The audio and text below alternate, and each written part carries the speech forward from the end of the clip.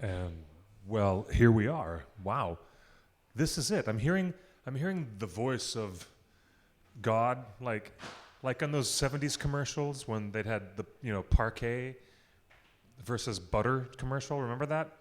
And there would be a character actor in front, and and they'd be eating the parquet and they'd think it was real butter, and this very comedic voice of God would appear with thunder, stage lightning, really obvious stage lightning, and it'd blow wind in the trees, and it would say parquet. I can't believe it's not Clifford. I know. I can't believe I'm old enough to remember these awful, dated commercials from the 70s. I'm really bad at this. Welcome, everybody, to theonering.net. It is not a time capsule of 1970s television advertising. No. Sorry if that's what you thought you were tuning into. Actually, welcome to theonering.net Torn Tuesday. That's our playful acronym for the One Ring Net, and Torn Tuesday is our weekly omnibus talk show, live chat. You guys can come in and be part of the programming by a number of methods. There's Facebook, YouTube, Periscope, Twitter Live, Instagram Live, your mama and your daddy and your no-panty granny. All of them live right here. And you can join us as well on the hotline 530-64-FRODO. Come on down, be part of the show. I was watching Princess and the Frog last night, again, because I hadn't seen it in many years, maybe 10 years since it first came out. And all of a sudden I found myself talking like that Cajun lightning bug. What's his name? Ray, that our Cajun bug. Anyways, crazy. I'm waiting for the joke, Greg. I have no jokes. I'm just Okay. enthralled with your godlike butter voice. You're funny. Ladies and gentlemen, my name is Clifford Broadway, and I'm the host, oftentimes, here for 7 years, hosting the live stream for Torn Tuesday. And my co-host, the wonderful and beautiful Chelsea, Chelsea's not here, Chelsea Schwartz, is out into the great wide nerd world doing some amazing things on secret assignment deep in the bowels of the nerd universe, and all kinds of investigative sleuthing that she's doing for us. She's doing that Area 51 zigzag thing, isn't she? Wait, aren't we going to go and storm the castle? What if there are elves? Everyone's saying aliens. What if there are high elves in there, and that's the real secret? I'd go for that. If Noldorin high elves speaking Quenya, yes, sir, that's exactly what I would do. Ladies and gentlemen, on my side, we have our guest, Mr. Greg Talley, comedian, radio broadcaster, and voiceover. He's a very talented man. He used to. That's debatable. He used to do some wonderful things at the Paleontology Dinosaur Museum in Denver. Oh, I still do. You still do, yeah. I'm just doing it remotely. Remotely, that's excellent. But no. Telecommuting. Telecommuting. No, I'm just here to be a barfly and hangers-on and baby Tolkien fan and help the conversation along where I can. We've got so much to talk about, and I'm glad you're here, good sir. Justin, my co-host sometimes and producer, he's going to come on screen, and he's going to bring the voice of reason or the voice of anti-reason sometimes to the show. So again, welcome back, everybody. This is, obviously, the website that is forged by and for the fans of J.R.R. Tolkien, everybody who's a big fan of The Hobbit, The Silmarillion, The Lord of the Rings, the epic stories of Arda. Welcome. You're in the right place. This is our home. This is our community, and we're so glad to have you all here. The news. Boy, is there news. Your Twitter is just blowing up right now. Not only that, but there were names that had been floating around on Reddit, evidently. We're going to get to this in the show. But we've just confirmed. At first, I thought there was just one actress. One character, one actress from Australia. To rule them all. Her name is Markella Kavanagh. Lovely, talented Markella Kavanagh. We talked about this on Twitter just yesterday, and we've got lots to catch up on because San Diego Comic-Con, whoa, we're all still feeling the hangover from the convention experience. Justin, is that the con hangover still happening for you, good sir? No. You haven't hydrated yourself. His brain has exceeded his skull capacity, and it's just pressured against the inside of his dome, and he's ready to go. Well, I tell you what, guys, we'll follow up on reporting from San Diego Comic-Con, at which the OneRing.net was there, had a panel presentation that was wonderful, lots of fans, lots of people. But the news, the real news that everyone's talking about, I can't believe it, we have our very first actor. And our very first actor is coming to us from Australia with a background of working on some telefilms and also working with the cast of Game of Thrones. That would be Natalie Dormer. This young woman, Markella Kavanagh, worked previously on a 1-hour TV mystery drama, and it was really quite interesting because it was very evocative of Peter Jackson's early film, Heavenly Creatures. So, Cliff, the real question here with these names that they're releasing is, what do you think the strategy is? Are they going to start out with minor characters and do a slow build until they get to the big name drops to create buzz, or is it bam, big names, and they're just going to keep releasing string to string? I would like to venture into that speculation, and I will very soon. I've got a feeling that what you said as the latter is the most likely to happen. Picnic at Hanging Rock. There's all these films that are out in Australia, and I can't get a handle. I mean, my DVD Blu-ray player is not set to Region 0 or worldwide regions. You know, I can't get the UK discs and the Australian discs to play on my Blu-ray, but I do have a feeling that we're going to get the drip, drip, drip of slow leak of information on the sidelines until there's some big players or a bigger announcement that will really happen. And they might even wait for a future convention, maybe Atlanta's Dragon Con, maybe New York City Comic Con later this year, or they might wait till next year.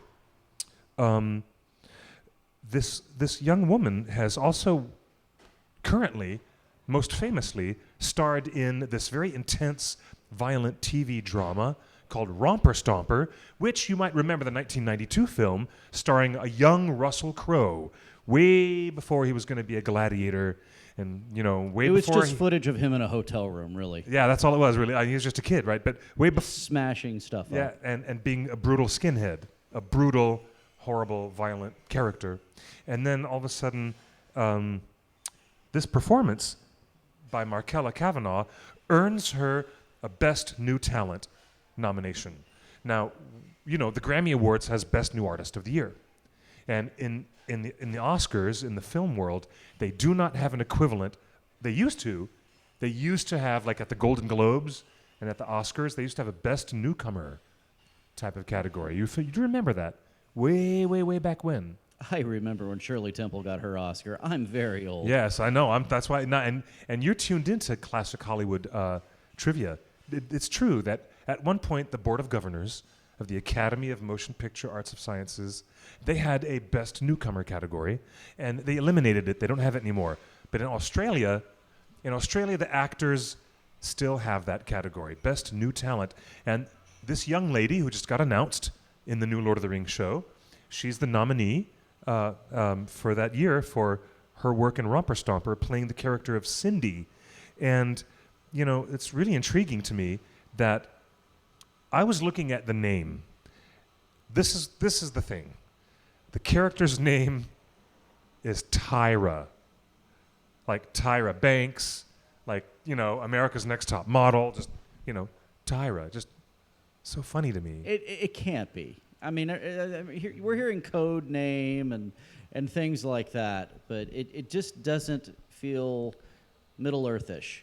It does not. The name Tyra caused me to do what any Tolkien fan would do. Look at the words. Look at the linguistics of it. Because when Professor Tolkien was working with languages all of his life, he was so deliberate and clinical in his, construct of glossopoeia. You know what that is? There's a term.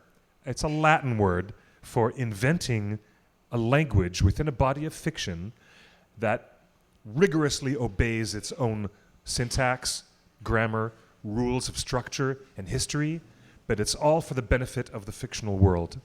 And it is something almost exclusively familiar in the world of Tolkien, because during his lifetime, as a philologist, he invented 17, count 'em, 17 original languages, many of them with new alphabets or alphabet structures. Some borrowed and blew from the Vikings, like, the Angerthas, the Kurth, letters of the dwarves, the runes of the dwarves. And other script was completely invented.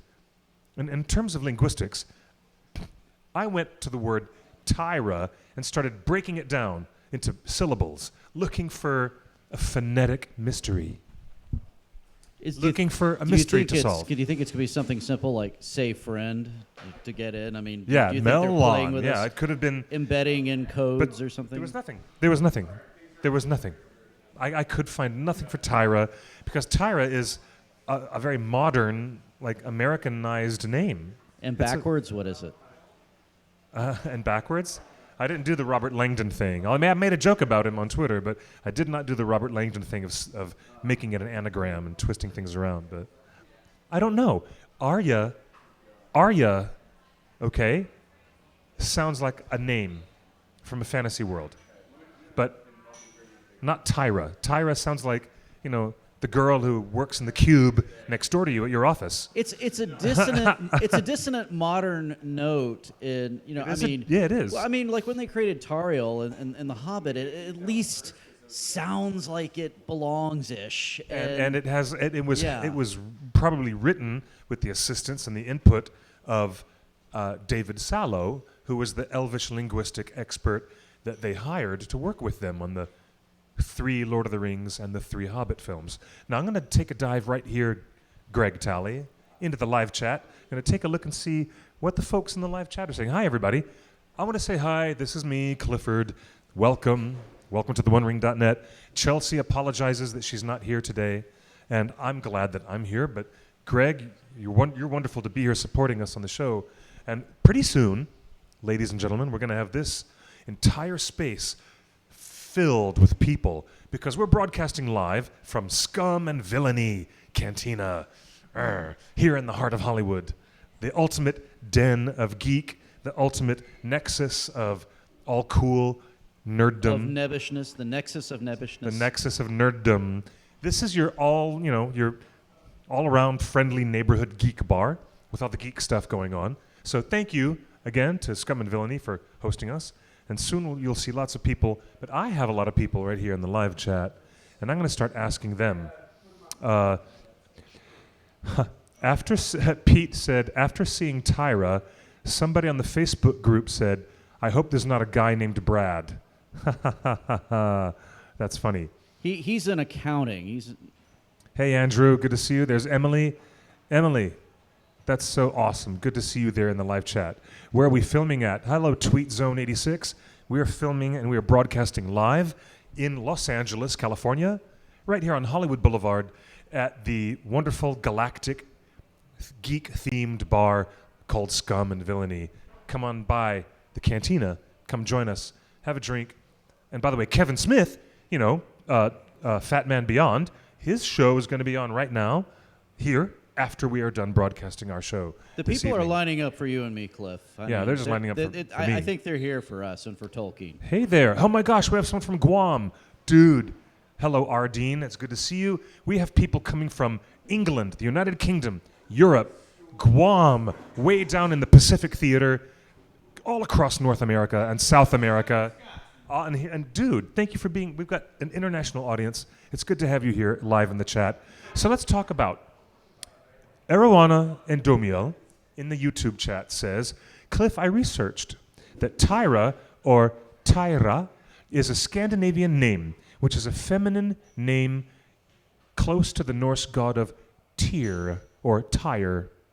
So maybe this Tyra is part of the Northmen, early Rohirrim, Dale folk? Could be. That really could be. It's quite possible. Tyr, didn't we get Tuesday out of Tyr? Well, Professor Tolkien borrowed lots of names from Finnish. Some Scandinavian tongues were his playground, especially in Finland. The Finnish names that came from the Kalevala, dude, those became part and parcel most of the dwarves' names in The Hobbit. Fili, Kili, Dori, Nori, and Ori, Oin and Gloin. Some of them were specific to his, his construct of Kuzdul, of Dwarvish, but some were just Finnish. And he loved the influence of that language, and he loved to play with it, and had quite a few of these old names from the old poems that he dropped in and sprinkled into his work. So, hello, Pete. Nice to see you from the great state of New York. Ryan Hamilton said, and you're from Florida. Hey, Tim. Tim, you're from my home state. Ryan Hamilton says, this Middle-earth series may be treated more like an action series with characters giving each high fives. Well, Ryan Hamilton, we don't know that. We have no indication. We don't know if they're going to go wild action kind of thing, or if they're going to go like adolescent fantasy, like the Chronicles of Shannara, or Shannara, or I call it Shannara on MTV. Remember the MTV series? No, I remember. We don't know if they're going to have anachronistic pop music or rock music in the soundtrack. We don't know. We don't. Like Lady Hawk. No. If you hear the voice in the back, that would be Justin saying, "Should they?" And my answer is immediately no. They should not have anachronistic music like the MTV series Chronicles of Shannara. What do you think, Greg? I think that probably this, Justin is right. It's probably going to be deeply influenced by Game of Thrones. It's going to be less Peter Jackson, more Game of Thrones, because that is the last big thing that really shook up the industry. So they're not looking at 2 shows ago. They're looking at 1 show ago. Indeed, that's true. However, we also need to mention that Brian Cogman has been brought in, rather recruited. We can't say for sure that he's been hired or has a particular title working on this production, but we do know that Brian Cogman from Game of Thrones fame has been brought in. Then there were other names that were just released to me, and I put them on Twitter just 2 or 3 minutes before we went live on the air. According to Reddit, like a month and a half ago, Reddit was claiming that the following names were confirmed on audition scripts that character actors were auditioning for, and we got our own confirmation. So now we are reporting what Reddit had been rumoring. Guess what? It's not just Tyra. The other names are Eldien, that's Eldien. Now that sounds like an elvish name to me. Eldien. Another name is Beldor. Beldor sounds like a human name. Yeah. And reminiscent of names like Mordor and things like that. I mean, well, the word door in Elvish means land. That's why Eriador and Mordor and Gondor have such a common suffix in the noun, in the word. Really, that is a common suffix in those nouns. But if Beldor is from a Rohirric tribe, if he is one of the Eorlingas, the descendants of Eorl, the young, and if before the kingdom of Rohan is even established, and if you're at Bag's End, it's Green Door. Green Door. Yeah, little known fact. So there's Eldien, Beldor, and another name, Aric, and that is A as in apple, A-R-I-C as in Charlie, A-R-I-C, Aric, Beldor, Eldien, and Tyra. So that's all the new names that we've got. I don't even know what to think.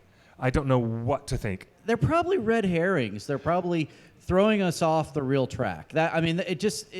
Because no one can make them track with Tolkien's language and his philology. It feels like it's just it's the magician's distraction with the poof of lightning so they can whip out the dove. I mean that's what it feels like.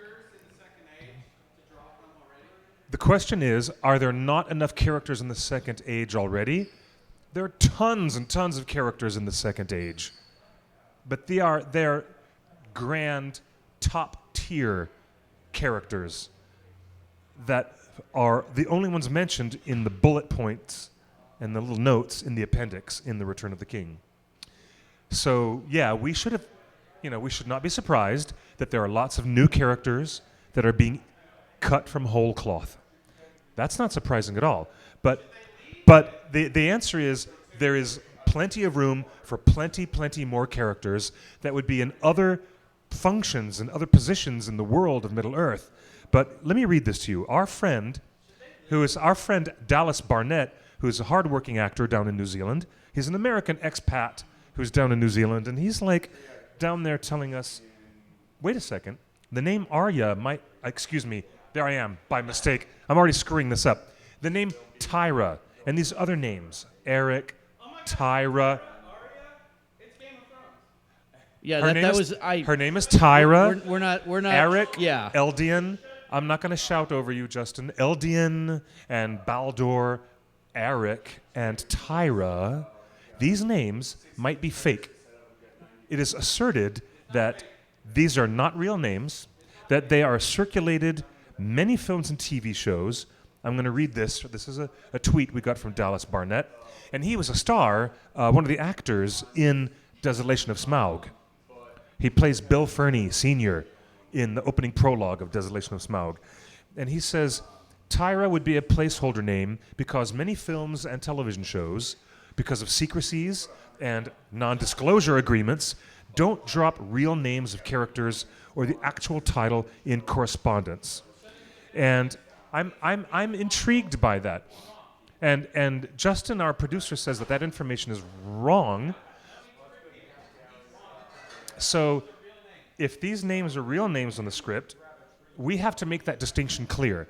Somebody in the control room is telling me that these names, Tyra, Aric, Beldor, and Eldien, are all real. They're real names from the real script that has been circulated for a couple of months for audition, for actors. They've been auditioning quietly. They've been doing these auditions like really quietly behind the scenes without us even knowing about it. And otherwise, for secrecy's sake, I understand the logic that Dallas is putting forth that they would be code names, because that would throw off the scent, as magical red herrings usually do on the internet. It would throw off the scent of people like me and other people poking around trying to discover the secret and find out what the production really is and blow the lid off of it. So I understand the logic, but if it's not true that these are code names, then these are real character names. We could go with that supposition, and yet it leaves us with just a million more questions. We don't know what lands or geography or what race or culture these characters belong to. There might be clues hidden in the linguistics. That's the first thing that I think of as a Tolkien fan. What do you think, Greg? I think, given that we don't know if the names are real, we should ask the audience during the live show to go to their favorite anagram generator engine and plug these names in and give us the best anagrams, and maybe we can come up with some alternative names for these characters. Yeah. The first three names do. Well, no, wait, two of them. I think 2 out of the 4 sound like they're Middle-earth names. Justin was asking, do these new character names sound like Middle-earth names? And Tyra does not. We already said that at the top of the show. Tyra does not sound like anything except, my neighbor who is working in my office in the Cube Farm in the accounting department just down the hall. Yeah, Tyra is an absolutely beautiful name, but it does not feel endemic to Middle-earth. No, and it doesn't sound like it comes from the ancientry that is suggestive of being thousands and thousands of years ago, even thousands of years before the War of the Ring. This is called going back into prehistory, where in some civilizations it might be forgotten. The names, the clues of linguistic chain of connection might be completely lost over time. Professor Tolkien knew this, and this is subtle, very subtle stuff that's in his writing. No, the question is, do any of them sound like they're from Middle-earth? And the next question is, do any of these names sound Númenorian? Well, no, they don't. None of the names sound Númenorian at all. They do not sound like they were crafted with any reflection of Adunaic, which is the language of Númenor. Nope, they don't. Two of them sound slightly elvish, Well, not Tyra. Eldien? I mean, you've got the L like Elrond in there. Eldien. Or Eldien. Eldien sounds elvish. Beldor could possibly be a human name. He could be one of the, horse lords who were, from the line of Eorl, the young. I'm gonna go out on a limb and say Aric, I don't know dwarf. what Aric is. I'm gonna go out for Eldor and say dwarf. To be honest, Beldor sounds like any generic Dungeons and Dragons dwarf name from the 70s. Beldor, maybe to that's me, what we're getting. It really does sound like a generic dwarf name from Forgotten Realms, or from like RuneQuest, or some iPhone game where you're playing in some generic fantasy universe. No, there are no orcish names. None of these names sound Numenorian. None of them sound particularly orcish or dwarvish. Beldor has the suggestion of being maybe a mortal name. Now let's check in with the live chat. Oh, and you know what? Guys, there is a live phone number. You could text 530-64-FRODO. And the live chat is going crazy. The With Tyra name, speculation. according to Ryan, the Tyra name reminds me of the name Tigra from the animated Bakshi film Fire and Ice. Yes, it does remind me. These names remind me of a Ralph Bakshi 1970s fantasy film. Aric, Beldor. All of this sounds very... They really, yeah, they actually might be characters from Masters of the Universe. Falcor the Luck Dragon from the Neverending Story. Beldor. Now, wait a minute. Isn't there a big campaign in Dungeons & Dragons called Baldur's Gate? Yes. One of the biggest and most famous campaigns in the history of Dungeons & Dragons is Baldur's Gate. And this name Beldor sounds suspiciously like that. I'm not making this stuff up, guys. Okay, Irawana Ndomiel says that Aric, A-R-I-C, is definitely a Rohirric name. That could be intriguing. That could be a Rohirric name. Okay. And Cliff, I think you may be onto something, and the fans may be onto something when multiple people are hearkening back to an earlier time of fantasy fandom, somewhere in the 70s and early 80s. Maybe they're going to make a conscious stylistic choice to distance themselves from the Jackson efforts and go to a different era of celebration of Tolkien's works. Jason, in the YouTube chat, Jason Creed says from the wiki that Beldor is one of the three wise men and served as the secondary antagonist of Odin's sphere. He served under the Fairy Queen and holds the dragon Belial under his control. Now, what universe is that from? Because Beldor. No, he's saying the name Beldor is from another fantasy property. I want to see if I can catch that. Rings Ragnarok. I'd watch the hell out of that. Are they Pokemon names? Are they Pokemon names? That's funny. Abdul Hamid Khalid says that they sound like Pokemon names. You know what, dude? I love you, man. That's funny. That's actually quite funny. Could be that. Totally could be that. So, yeah. It could be that Tyra is pronounced Tira, but I don't think so. It's spelled with a Y. Hi, everybody. Hi, guys. Nice to see you. Now, hi, how are you? I am not impressed with the name Beldor. It sounds literally like it was just picked out of a 1970s animated kids series generic fantasy, or it might be from an early gaming module of D&D, like a very early module. It just has that feel, doesn't it? It does. And Eldien, at the top of the list, the name Eldien seems to have the most specific elvish construct. I can recognize some Sindarin in the way that's written. Eldien. Sorry, say that again. Eldien? No. No, Elrond and Elros are so stuck in generational memory that, no. There's no danger of that being confused with the elves of Imladris. Let me get something straight to the audience. If it is true, from what we know, that the second age of Middle-earth, early on, is where Amazon is going to start this series, at the point where the rings of power have not been made yet, there is no Rivendell. It doesn't exist. Imladris was not founded by Lord Elrond until after the War of the Elves and Sauron. And that was after the rings were made, and that's like centuries after. It's not happening. So that's just to square that away with you guys on the chronology of certain things. Elrond is not into real estate development yet. No, yeah, indeed. Now, in terms of elvish real estate, most of the elves, after the War of Wrath, were living on the coast of Lindon, near the Grey Havens. In tract homes, mostly. But In those little reused, shipping containers that get turned into mini homes. Yeah, right. Yeah, exactly. Tiny houses, Cliffs. They're called tiny houses. They're tiny houses. There's a TV series about tiny houses and what people do with them. And it constantly makes me think of hobbits living in these little tanks. But butter and tiny houses. You're bringing it today. I know, I really am. God, yeah, thanks. Just stop it. Anyways, the elves that were dealing with Celebrimbor and they were dealing with the dwarves of Moria, they were not anywhere near the coast. They were in a little land north of Dunland, south of future Rivendell, in a place called Eldien. And as we know in the Fellowship of the Ring, when Gandalf is having trouble figuring out the key word to get the door of Moria to open up, Legolas and Gimli are having a little side conversation.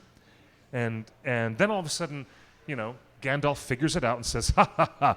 He doesn't take the suggestion from Frodo. That's only in the movie. Only in the movie. In the book, Gandalf independently chuckles to himself and says, oh, Gandalf, you ass. You fool. You really have been smoking the pipe weed too much. And then he says, Melon. And the door opens.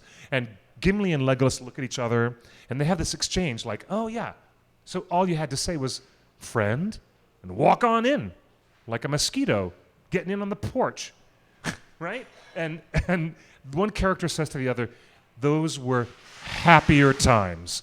Those were happier times. And if Amazon is doing it right, the opening of season 1 will be during that happy time, when the elves and the dwarves are like this, because Galadriel is there in Eregion with Celebrimbor.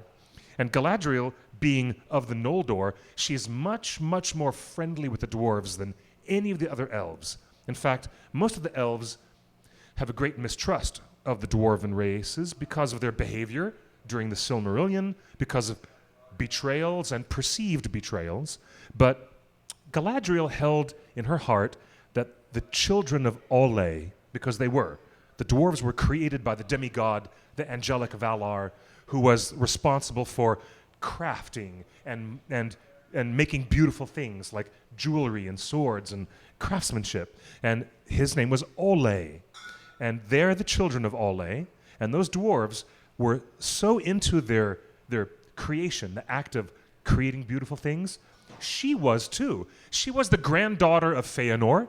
Galadriel was taught, and as a kid in Valinor, she was tutored by the Valar himself, Ole.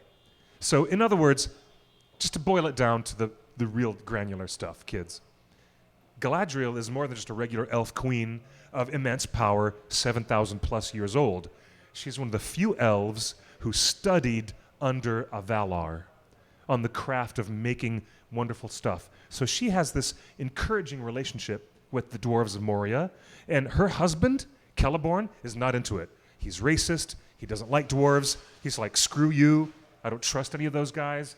And there's a big strain on the relationship between husband and wife, between Celeborn and Galadriel. They basically were Elf, Archie, and Edith Bunker. Yeah, they were. There's a lot of Archie and Edith with, yes, that's a great analogy, with Celeborn and Galadriel. Tolkien does not state very much about the tension between them. Well, there's some notes and stuff in the Unfinished Tales, but I'm finding it interesting that if Amazon really does open up the show in a place where we're seeing some of the dwarves making the most wonderful stuff in Moria, the doors of Moria are open, and right outside, their next-door neighbors are grandchildren of Feanor, the man who made the Silmarils, having this wonderful, nurturing relationship. Celebrimbor comes in and says, hey guys, we're all friends here, let's make some great stuff. This is the Petri dish where Sauron walks in and takes advantage of the situation. All these ingredients in this Petri dish of craftsmanship, of delicate artifacts, magic items. It becomes a unique moment where Sauron can come in disguise, pretend that he's somebody that he's not, and fool everybody. And Celebrimbor is like, I'm not learning enough from the lords of Moria. I want to learn more about the stuff that we can create.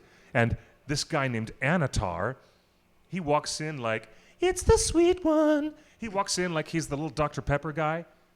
Sorry, I had to do the Justin Guarini joke. I had to do it. And yeah, I know, I'm sorry.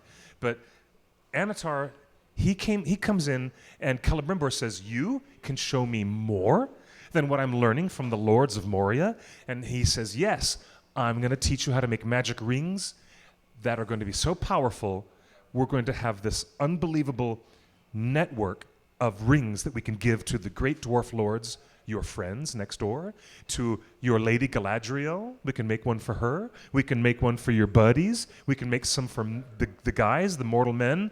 And Celebrimbor's eyes light up like a Christmas tree and says, okay, let's do it. He's completely fooled.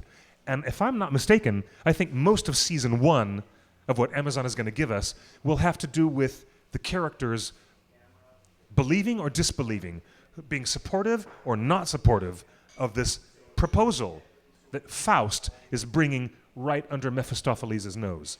That being Celebrimbor being, you know, Was Sauron's name always Sauron? Faust. I'm sorry? Sauron's name always Sauron? Yes, Sauron's name was always Sauron. You know, Now, Morgoth was originally called Melkor, but then he actually got a different name later on in the histories as Melkor became referred to as Morgoth, and he earned that name for his incredible evil. But it's all about the names. It's about the linguistics, really. And these new names that are cast in this show, I mean, we don't even know. well, you Eldien, mentioned Beldor, you mentioned Aric, deception. Tyra. I'm gonna just double down. I'm gonna say they're all fake. I'm going to say they're just massive ruse de guerres. There's someone sitting there with a scotch at Amazon. It is their job to track the fandom, and they're sipping their scotch and having a good chuckle. And like, mission accomplished. We'll reveal the real names when we're good and ready to. And in the meantime, we'll watch the fandom tear itself apart by overthinking the names. Is Sauron the big bad in the second age? Sauron the Deceiver got his bloody name, Sauron the Deceiver, because of the actions of the Second Age. Yeah. If you can't hear him, ladies and gentlemen, our producer's in the background saying, is he the big baddie? And I'm like, yes, on that level, he's the boss monster. In that level of Middle-earth, Sauron is the boss monster. He is. Well, me, just last week, I had the idea that our original bad boy, Sala Baker, who played Sauron in the Fellowship of the Ring, why shouldn't he come back and be unmasked and be his beautiful, beautiful Maori self? Actually, he's Samoan. He's going to kill me for saying that. I mean, imagine him walking in and saying, hey, fellas, I'm Anatar. I'm going to show you how to make rings. I would love more than God's green earth. It would be stunt casting extraordinaire if Sala Baker could come back and play Anatar himself. When you have him sauntering like that, now I'm picturing like a big Music Man, number where he's selling River City, who's got rings? I've got rings. Can you give me rings? Monorail. Yeah, the Music Man. You're funny, Greg. The thing is that Chelsea, my usual co-host, who's not here, the ghost of Chelsea now comes into the room. Let me speak, because I remember her very clearly saying, Eddie Redmayne, Tom Hiddleston, these are the types of Benedict Cumberbatch, which a lot of fans say, why not? If Benedict Cumberbatch was the voice of the Necromancer in the Hobbit film, why not? But these wispy and pale British actors are not necessarily the wheelhouse where we need to stay for Sauron. He can be brown, he can be ethnic, he can be something else. He can still be consistent with the other films. He could be Sala Baker, he could be anyone else. But what he's going to be is he's going to be the meat and potatoes. This is going to be a big role. Like, that's going to be one of the biggest roles.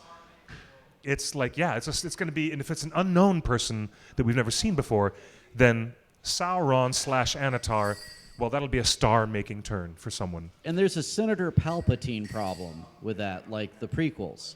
You know, Because you know he'll never die? well, no, I mean think of the transition that they had to do in the Star Wars prequels, where they had to take Palpatine, you know, from being the Emperor, you know, but he had to start out as meek and humble and slowly evolve into the big bad evil by the end of the show. It's going to be the same metric, and you can stumble if you don't do it pitch perfect, do it absolutely right.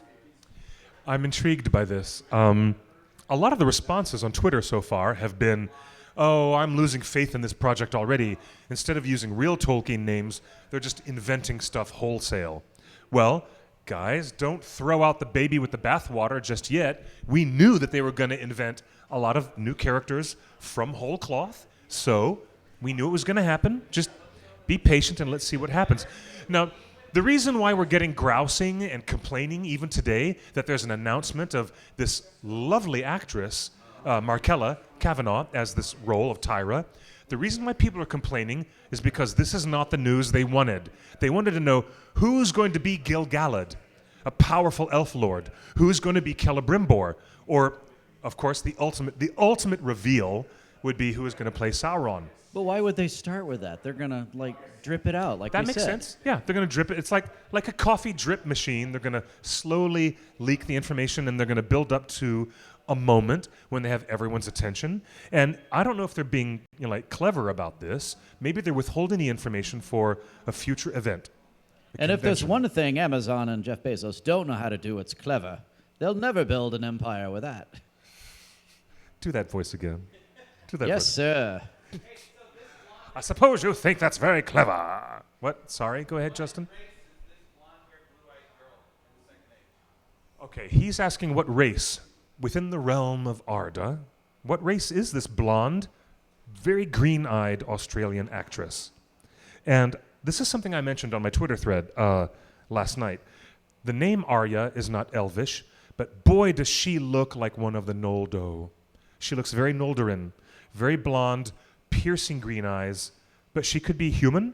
She could be a regular human. What's intriguing is that there's different humans. We're talking about the humans who are living on the island of Numenor. They are much taller. They live hundreds of years longer.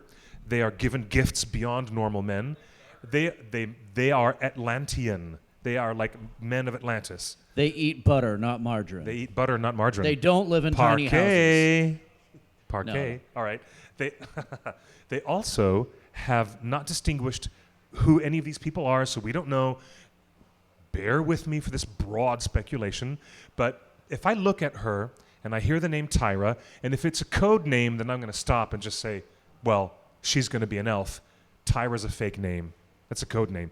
But if that's really her real name in world, I'm very disappointed. That is not linguistically Tolkien at all. Tyra does not sound like it belongs in Middle-earth at all, period. But if we have to bear with that, then I'm assuming that she's one of the regular human beings, not the super buffed up Numenorians who are all like powerful and tall and mighty. But I think she might be a regular, girl who's just trying to. Maybe they're going to do this kind of story where regular day-to-day people in Middle-earth are seeing the machinations and the politics and the battlefronts of what's going on around them, instead of what Peter Jackson did, where he kept his line of characters immediately with the leads, staying with the top-tier leads.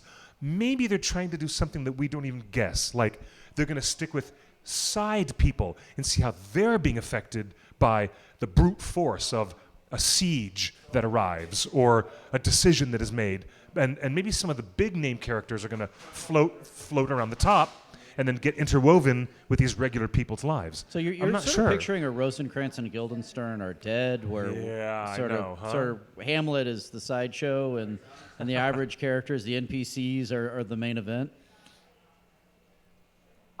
It could be. I'm speculating, but they're giving us 1, 2, 3, 4 like secondary characters instead of giving us any big names. I mean, there's a lot of people in Middle-earth that we could be talking about right now. Elrond, his wife, And we could talk about his two twin sons. He has Eldien and Elrohir, and they're wonderful characters that have never been represented. What about the great elf lord Glorfindel, who gets skipped out of every adaptation of The Lord of the Rings? We could talk about lots of people that are in the books that have never shown up I yet. don't know, Cliff. I think we're at the Icelandic saga phase of Gilligan's Island and all the rest. We're before they realized Marianne and the Skipper were popular characters, and they just sang "and all the rest." I think we're starting with minor characters, and we're working our way up to the big names and the big bads. I'm intrigued because this map that they showed us already has Numenor in existence, but we don't know how far down into the centuries of the Second Age they will begin episode 1. So, who? Okay, that's great. I didn't know that. I did not know that was him. Tell him to call in one more time. He could call direct if he wants. Here's the thing. Elrond had a brother. His name was Elros. He had the gift of men instead of choosing the gift of immortality, the gift of elves. Between those two brothers, Elrond said, I'm going to stay and hang out with Celebrimbor and Gil-galad. I'm going to stay with Gil-galad and the host of the elves, and I will choose the path of immortality. His brother, Elros, was given the chance to be the first king of Numenor. This is his story. This is one of the biggest names that we've been waiting for. Are they going to cast that? Who's it going to be? Is it going to be, Liam Neeson, or is it going to be that other guy from that show? What's his name? Ian McShane. The guy Ian from McShane. The Thing. The guy from The Thing. I'm just thinking great big character actors. Ian McShane, who we know from a lot, from Pirates of the Caribbean, from Game of Thrones, from John Wick. I love Ian McShane. Are any of these characters going to be Elrond and Elros? That's what we want to know. These little side characters are all so confusing. Hello there, Mr. Chris. You're live on the air. How you doing? Good. Hey, I'm watching, and I wanted to, I'm sitting here thinking we sort of need to give the amateur, Tolkien people who only ever, read The Hobbit or The Lord of the Rings, a little bit of like, hey, here's what you should read and in what order to catch up on this show stuff. Oh, okay. So you mean? And if you had any insight in that, you could share with the audience. You mean suggest a reader's guide and a sequence of reading Tolkien's books for the newbies? Yes. Well, no, for this show. Sure. Well, yeah. Okay. Let's go with that. Sure. Absolutely. That's all I wanted to say, because I'm very interested, because I have no clue, because being one of those people that only read The Hobbit and The Lord of the Rings, I don't want to read everything necessarily, but I'd like to know what I should read to watch the show. Okay. Fair enough. All right. An intriguing idea. Okay. Good, Chris. Thanks. Thanks, bud. Of course, my brother. Of course.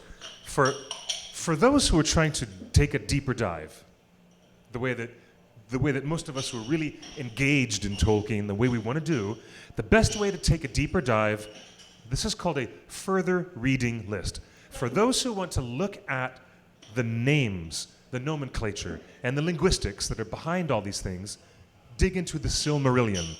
Right after you're done with The Hobbit, you enjoyed The Hobbit, and of course you went right into The Lord of the Rings, and you read that, and inhaled it, probably inhaled it twice, like I did.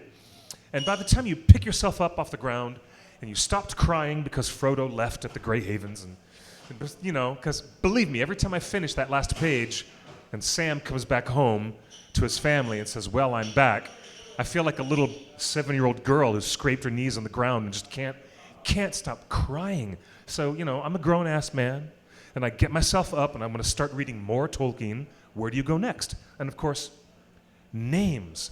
The names and the history all come from the Silmarillion. Lucky for you guys, if you've never read the Silmarillion, we at theonering.net had a wonderful YouTube video series called The Book Club, which was created by our friend, Josh Rubenstein, and he did a multi-part study guide to help people read through bit by bit, chapter by chapter, and to help digest and inform themselves what's in the Silmarillion. That's very good stuff to figure out where these names are coming from. But for my money, even though I've read The Lord of the Rings a million times, what I like to do is I like to go to the back of The Return of the King, and I get the most for my money looking through the appendices. And there you will see a thing called The Tale of Years. And it goes through a timeline of hundreds of thousands of years in the second and third age. And by the time you get into that and you keep going back to it, there's chronologies, family trees.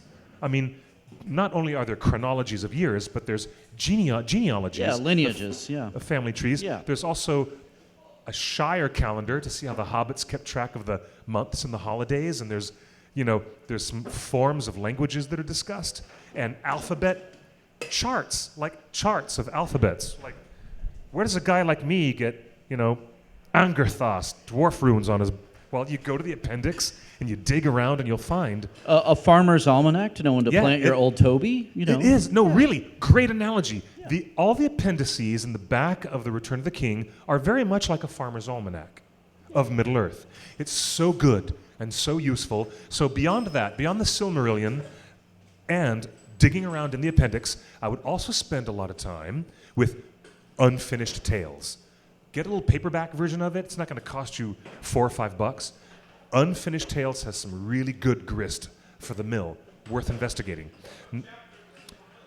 The best chapters of the Silmarillion, for those that are relative to learning about Amazon's new Second Age show, would be a chapter in the back called Of the Rings of Power and the Third Age, which is like the very last thing. But the next to last chapter is called the Akalabeth, and that's all about the tragedy of Numenor, and it explains how Numenor was gifted to the men after helping the elves fight against Morgoth in the War of Wrath. That's what you want to read. I mean, focus on that, really. Unfinished Tales, and in the back of the Silmarillion, the Akalabeth. That's a good place to start.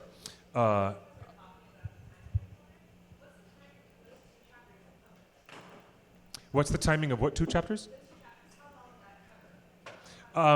Those cover thousands of years. Tolkien talks about the Akalabeth, and the events that happen in Numenor happen over millennia. And then now what's in the appendix? In the appendix, in the back of Return of the King, is maybe 2 or 3 paragraphs, and what's in the Akalabeth is the fully fleshed out story, at least the way that Christopher Tolkien managed to get the manuscripts together when his father died. And the Second Age, it's all Second Age, dude. It's all Second Age stuff. And by the time you finish the Akalabeth and get into that little last wisp of a chapter called Of the Rings of Power, that mentions Celebrimbor and a lot of other things, and the war of the elves and Sauron. But you're going to get into it, and you're going to really like it. But to understand these new casting names, this is where you're going to start maybe beating your head against the wall, because these names, Eldien, Beldor, Aric, and Tyra, these are all invented names. They're fake. You say, like, many people are just I saying will they're bet code you a names. dwarf feast right here. Right. I will spit and shake. Well, maybe not spit, but I'll shake on it that these are all fake. You want to bet? I will bet you a dwarf feast. I'll bet you a dwarf feast. And okay, Justin, I bet you 2 piece and a biscuit. You all got right, it. That's a dwarf feast for me. I'm going to bet. All right, I'm going to bet you a 2 piece and a biscuit that these are real names, because I'm going to start to believe Justin for once. No. You think they're code names? Fake. Okay. Dwarf feast. And Popeyes is across the street. I will bring the dwarf feast from the Shire of Popeyes. A dwarf feast. I'm not getting a bloody feast if I lose. I'm going to get you a 2 piece and a biscuit. That's all I'm going to do. All right, let's go to the live chat and see what our friends are saying here. Love that little flash of Cliff Guns. Ellen, you're naughty. You're so naughty, and that's why I love you. Okay. Now, Martin in Periscope is saying it starts with the music. How the music failed and why. How Melkor became Morgoth. That's my favorite part of the Silmarillion, is not the later chapters, but the first. The first chapter is called the Ainulendale, and it is Elvish for, the music of the spheres, the music of the Ainur.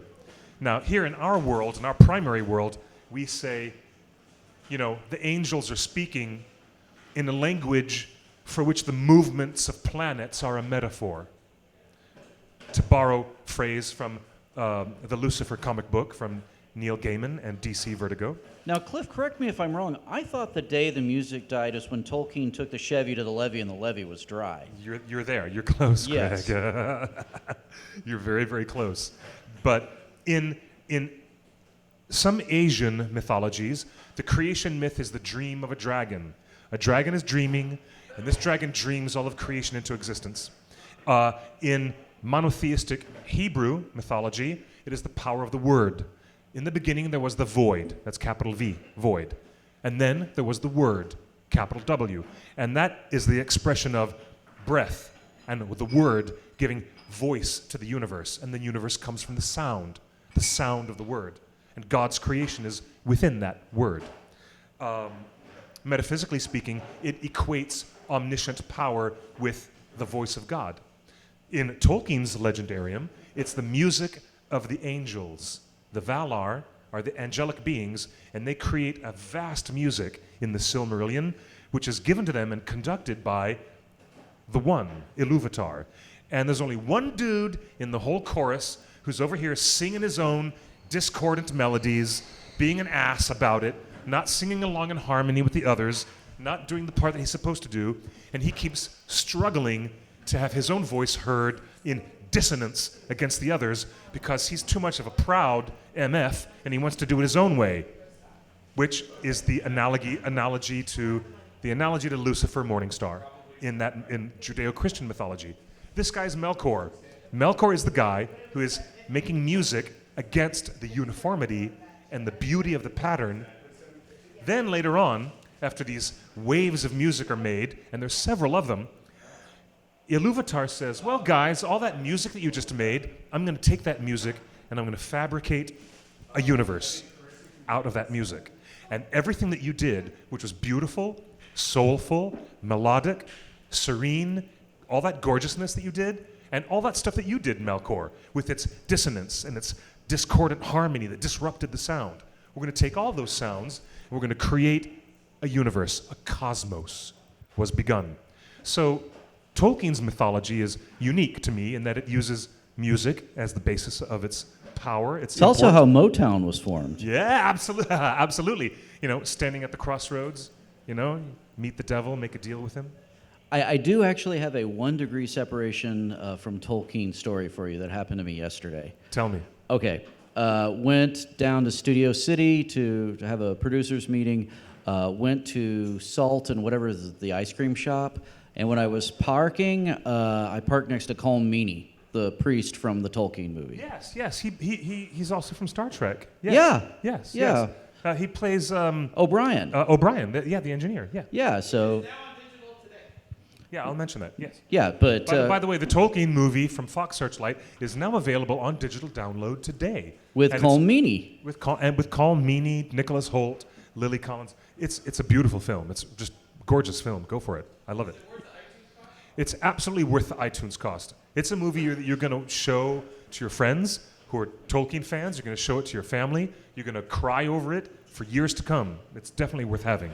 Continue, please. Oh, well, I mean, it's not that exciting. We got out of our car and I think scared his daughter, and we must have had a fixed maniacal look on our face like, hey, Colm Meaney, because his daughter said, where's Mom? And they all got in their car and sped away. We were just walking past to go get ice cream, but it was a close call for Mr. Meaney. You had that Stan look in your face, like you were about to stand him hard, right? Yeah, no, yeah. I just think they feared for their lives. We just wanted ice cream. I'd be fearful for my life too if you were standing me.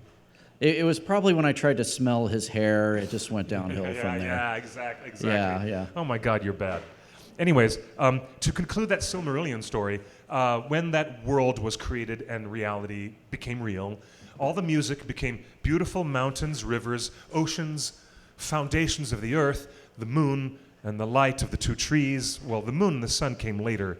The light of the 2 trees came first. But all the bad things in the world, the disharmony, the war, the violence, the corruption, the evil, those things became manifest just because of Melkor's music being part of that during the pre-framing of the world. So I'm intrigued by Sauron showing up and whether there's going to be any indication of his, continued allegiance to Morgoth. Now, Morgoth gets a mention in the Fellowship of the Ring.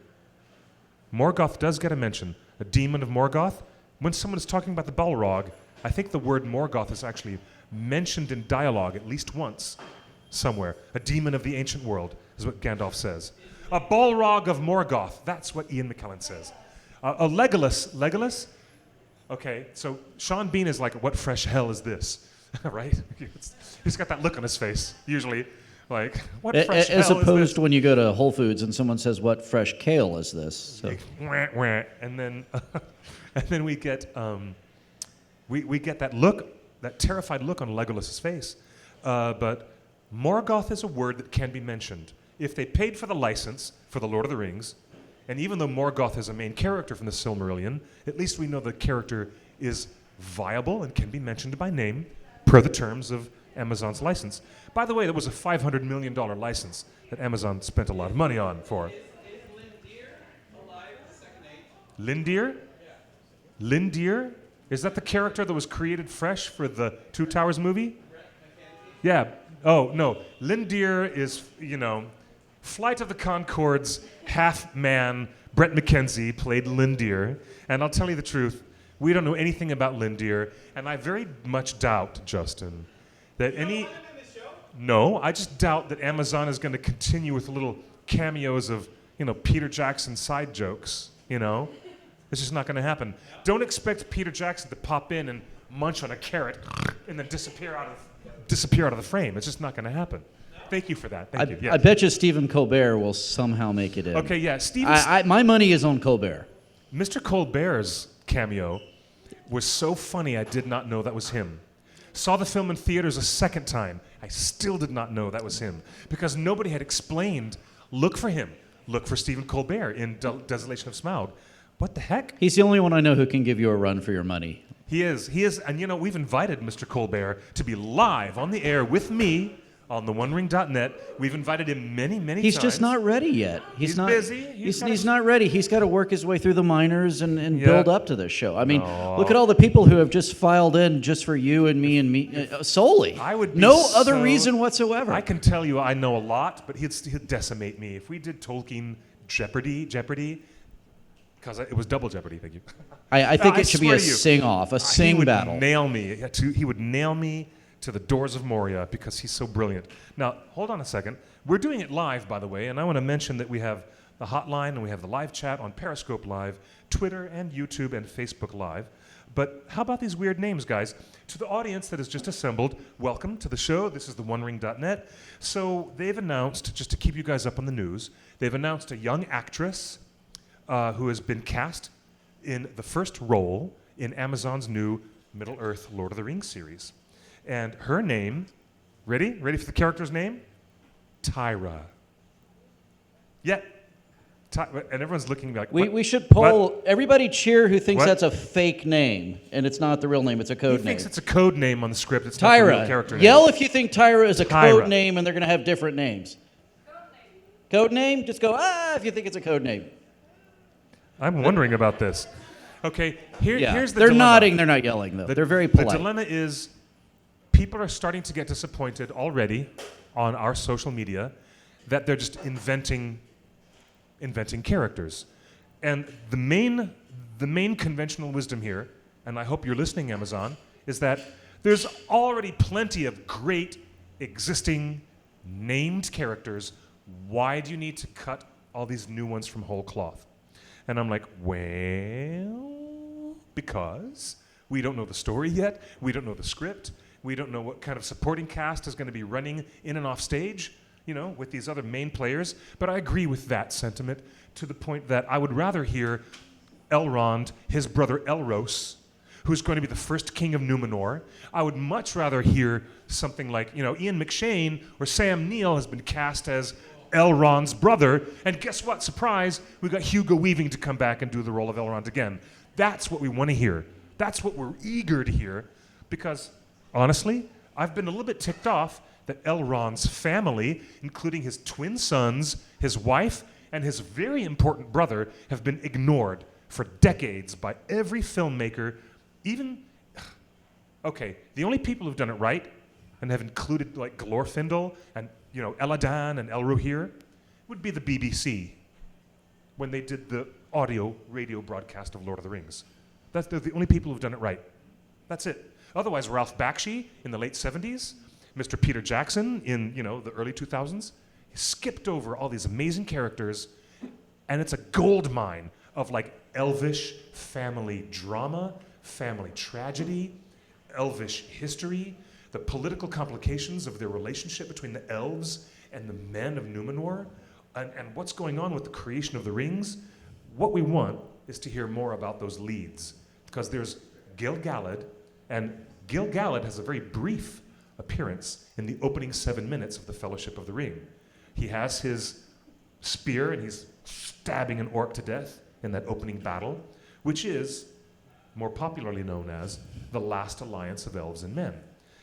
If they go for 5 seasons or whatever, the very last thing that Amazon should put on film is the last alliance of elves and men. That seems like that would be the That's build. it. And that would be it. Yeah. And they should just end with Isildur walking away from the cracks of doom and not throwing the ring in. And that should fade to black. That's it. Because they don't need to go any further. I'm just saying. No, But- I mean that would be the most logical place to break it, and then maybe start doing an Absolutely. interim series between that and the Jackson series. We could do, and there could be spin-off series. Now, Justin, haven't you been suggesting a long time that there's going to be other side series besides the main one? Okay, and it is within the purview of their existing license to have more than just one big series. Intriguing. So add mystery onto mystery. We have the name of an actress. Her name is Markella Kavanagh. She's starred in a very recent Australian television series called Romper Stomper, based on the very popular indie film from 1992, starring a very young Russell Crowe. And I put this out on Twitter, and I said, oh, look, we've got news of a newly minted character. But it's not a newly minted character if this is all just buffoonery, and it's a fake code name. I think it's a fake code name. Also, Cliff, I'm reading through all of this, and besides being chastised for telling too many dad jokes, and I wasn't going to do it. but I knew and someone asking a would. room full of introverts to yell, there several people have pointed out that we're not talking about, and they're not talking about Tom Bombadil. I mean, where would he fit in all of this? Well, even Professor Tolkien said that he was the ultimate anachronistic thing in Arda. He doesn't belong there. He was inspired by a series of other playful poems that he wrote in the nursery for his very young children, based upon a little doll that once got stuffed down the commode. Okay, there's the history of Tom Bombadil. And the fact that he gets such a placement in The Lord of the Rings, and a very specific moment where we realize he is not affected by the One Ring, not interested in the politics or the powers of this world, and is therefore outside of their concern. I think you can take that as a literary clue and make it like really specific. Tom Bombadil is just there for Professor Tolkien's private amusement. It's the only reason why he was there. And probably doesn't have a place, narratively speaking, in the Second Age. There's nothing for him to do.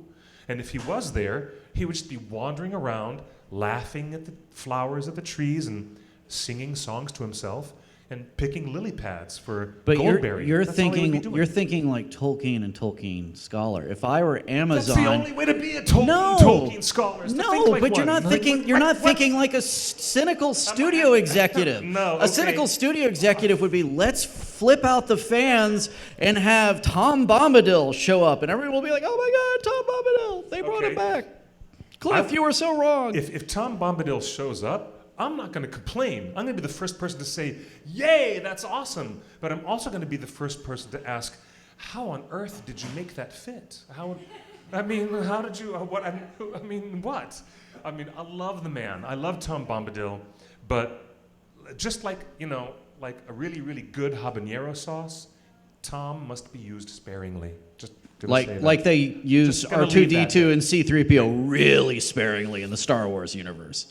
What? I mean, people love throwbacks. They love familiarity. And if Tom Bombadil, the argument to bring him back is that, people have a love-hate relationship for him. I'll bet you a third biscuit Tom Bombadil will be in there. It would be lovely. And But potatoes. I get some fries with that. I'll bet you some Cajun rice that Glorfindel is going to be in there, and he's going to be a much more important character. Well, I'd agree with that, but I'll take the bet. Okay. You know, I mean, it's Yeah. worth some rice because you'll probably It's drop worth- some, and I can pick it up on the side. Okay, in case you don't know, we have a bar bet. It's going to be a 2-piece and a biscuit, a dwarven feast. Whether or not From the these Shire of Popeyes across the if street. the character names are fake or real, I think that they might be real. I don't know, but I looked her up. So I went through her curriculum vitae, this talented actress, and I'm like, wow, she's got a lot of attention. She got a nomination from the Australian Academy Awards as Best New Talent, and all of a sudden, you know, the people at Amazon are like, scoop up this talent, bring them into our project, and I'm all down for that, but I'm gonna have to get a Blu-ray player that's like region free or set to 0, so I can really watch some of these discs. And the rest of you are saying, are you still using spinning disc media? Smack you, Clifford, stop it. Is Pirate Whatever. Bay still a thing? You know, Is I mean, what? oh wait, no, we would Okay. never suggest that. No. All right, okay, Ryan Hamilton says that R2-D2 was under a blanket for most of The Force Awakens. That is true. R2 had nothing to do in The Force Awakens. But you could have had a lot more R2, I would have been happy, because I love him. This actress worked with David Wenham on her last show. Say that again, sir. This actress worked with David Wenham on her last show. She did? She worked with David Wenham? Faramir himself? Really? So Ms. Kavanaugh, who is the only confirmed actor that we have in the Lord of the Rings series, has worked with a Lord of the Rings actor, David Wenham. He's awesome, by the way. Faramir, he's totally, totally awesome. And actually, I'm still pissed, after all these years, that Fran and Philippa and Peter made Faramir drag the hobbits all the way to Osgiliath. I'm still pissed off about that. Sorry. Hashtag nerd. Just can't help it. Scott Bordeaux says that odds are against Bombadil simply for the fact that he isn't relevant to any of the stories. Yeah, that's right, Scott. I think that, you know, Professor Tolkien was more interested in amusing himself than he was in anything else. But the real thing, I think, when Sam, Pippin, and Merry and Frodo get captured on the Barrow Downs by the Barrow Wights, I think Tolkien admitted that he had painted himself into a corner. I think he did. And the characters were in such a predicament, he had to do a deus ex machina. It had to be Tom to get him out. I think Tom was the only character who had the power to, you know, make these supernatural creatures stop what they were doing. Well, in the neighborhood. I mean, you could have brought Treebeard in way too early, but Yeah, but Treebeard's distant cousin, Old Man Willow, was also subdued by Tom's power in the Old Forest. Remember that? very true. I'm bringing you up to speed. Hold on. Is the name Tara from the Finnish, Welsh, or Germanic? If not, I call it fake. No, I think the name Tyra is like an Americanized name, but I've been looking through all the Elvish journals I could look through yesterday. Susie Davis says, launched myself across the convention hall at the only Faramir cosplay that I ever saw when I was cosplaying Eowyn. And you know, Susie, that is the appropriate response. If you're dressed as Eowyn, my dear, and you see one only person in the whole convention as Faramir, you better knock people down to go over there and get that picture. I agree with you. Even I bigger bonus totally- points if you employ a trebuchet and just fly. I would too. Okay, so, and Andrew Laubacker now says the high elf Gildor, Inglorian, might have been able to rescue the hobbits. Yeah, he might have. It would either him or Glorfindel as well. Back to Glorfindel again. Now, this is intriguing to me, guys. Back to the conversation. I know that we want to get the big guns out, like who's going to play the leads? Who's going to come and do the music for the series? Are you going to use Howard Shore's music? What on earth? Are you even going to use familiar faces like Ian McKellen, Kate Blanchett, Hugo Weaving? Anybody who's going to come in? Yeah, they should save it for Hall H next year. I you know what? I agree with that for once. Now, Hall H has become something of something of like I just want to. Did you ever see the Pressed Fairy book? Mrs. Coddington's Pressed Fairy book, the Brian Froud book, where, she's slapping the dead fairies inside the book? Yeah. I want to do that with Hall H. I've always wanted to put Hall H in the Pressed Fairy book and just smash it shut so I never have to deal with it. In High Elvish, it's what's known as a flustercluck. Yeah. It's a flustercluck. Yeah. Oh, that's Quenya, by the way. Now, Hall H is going to be the perfect space for Amazon to say, look, here's our biggest news.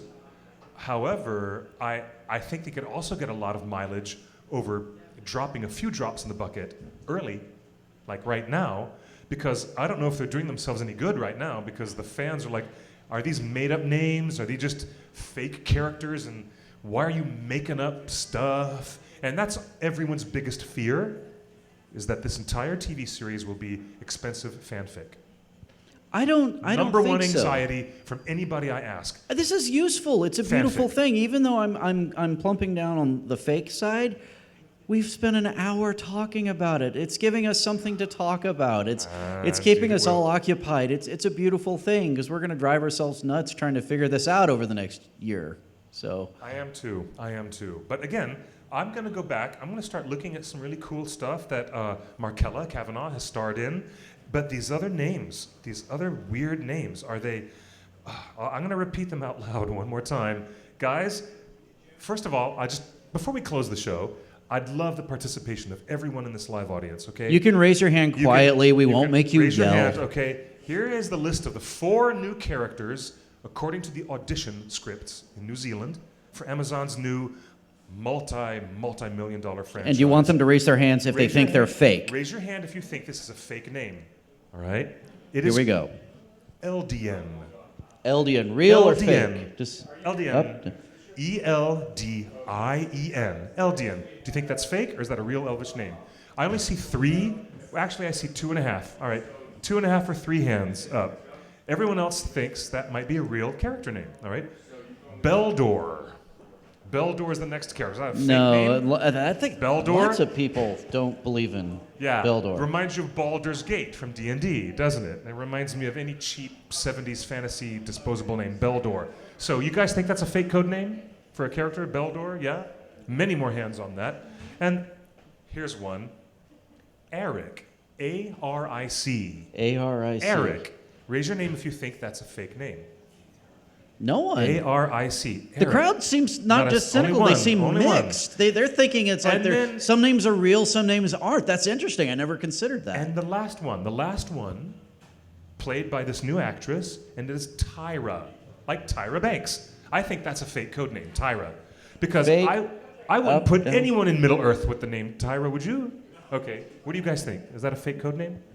Now, the purpose for them to do that is to keep people from, poking around and stealing PDFs and, online and disseminating them to places on Reddit where they shouldn't be, and that's why they use fake names. Ending up in bars of scum and villainy. The Lord of the Rings, when it was produced in 1999, went under the code name Little Rivers. Yeah, Little Rivers. That was the name of the whole project. No, wait, forgive me. That was The Hobbit. The Hobbit's code name was Little Rivers in 1999 to 2002, during all that extra principal photography. The Lord of the Rings was called Jamboree. And if you saw a script sitting on some coffee table somewhere, you would not be inclined to pick it up because it had this whole fake thing. The story of a Boy Scout troop and their adventures in the wilderness. Jamboree. What was inside, swear to God, what was inside was the Fellowship of the Ring, first, second. Both code names sound like they're from Frontierland. Up to the 6th draft. So it is not surprising for any studio to cover up really important intellectual property with fake names, and this is to prevent online, piracy and sleuthing. But anyways, welcome everybody to our show on wandering.net, where we have nothing but grand speculation, and yet we have a lot of great people on our team. We're going to investigate the etymology and the linguistic roots of some of these words. I'm going to ask some of my other friends who know more than I do about Sindarin, Quenya, and Adunaic, which is the tongue of Westerness, also known as Numenor. So we're going to get back to you guys next Tuesday. We're here live every week. We're getting ready to wrap up the show. Greg, my friend, thank you for dropping all of those inappropriate dad jokes. That was very fun. That was Oh, very good. anytime, and I look forward to my biscuits and my potatoes. Your biscuits and potatoes. Yes, Why? Because you think you're going to win this bet? I do. He thinks he's going to win. Ladies and gentlemen, behold the bet of the Dwarven Feast. I say they're real characters. He thinks they're fake code names. And this is worth a 2-piece and a biscuit, right? What This if we're handshake, both right? wrong? Yeah, thank you. We're all witnesses to that. If we're both wrong, we have to guys- like split the cost Okay. on the meal at I'm- Popeyes. I'm going to send out all my love to all the chatters who've joined us. Thank you to all of our familiar friends and people. And I'm so sorry, Chelsea Schwartz. She'll be joining us next Tuesday, live at 5 o'clock, broadcast right here from the heart of geekdom in Hollywood. This is Scum and Villainy. And thank you. A big warm round of applause to the hardworking staff of Scum and Villainy. Yay, Scum And and to JC. Villainy. He's the best. And you guys are so awesome. Wow, you guys are really generous today. Thank you very much. My name is Clifford Broadway. You can find me online at Twitter and Instagram as QuickBeam2000. I'm going to start writing more Twitter threads like the one that I put up the past couple of weeks, and there's going to be more information. As soon as we hear it, we're going to bring the news to you. So this is the OneRing.net Torn Tuesday, the Tom Bombadil Show, brought to you by Sideshow. Thank you very much, everyone, for being with us. And until next week, best of luck to all of you. Buenas noches y buena suerte.